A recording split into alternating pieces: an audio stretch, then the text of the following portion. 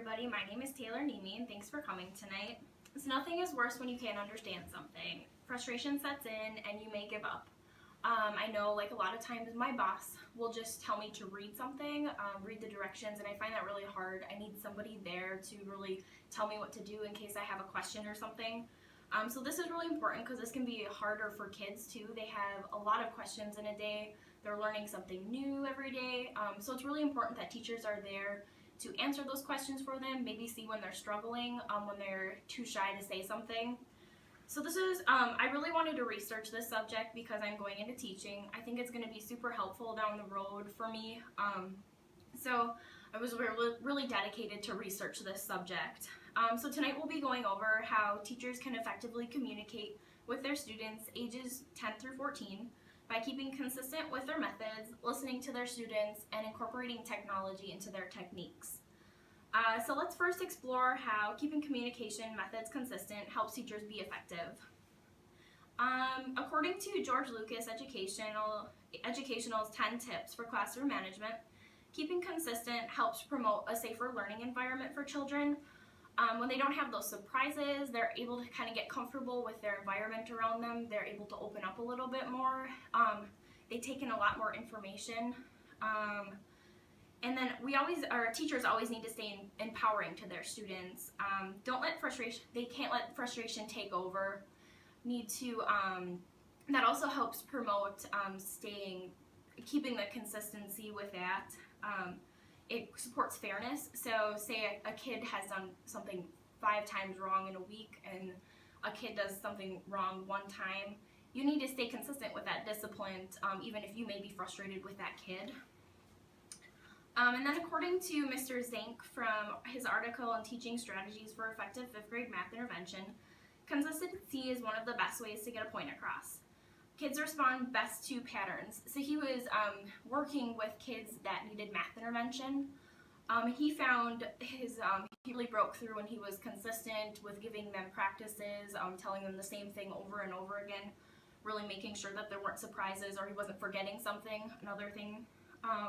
So now let's look at how listening to students can help teachers achieve greater communication. According to the Journal of University Teaching, learning practice, listening isn't just hearing. Listening is when we comprehend something. Hearing is just hearing the noises around us.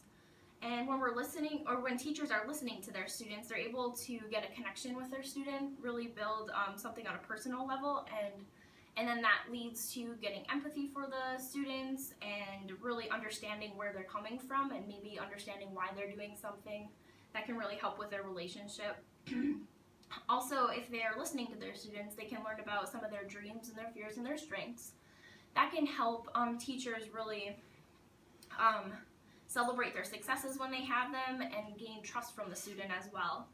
And this creates a positive impact on their learning.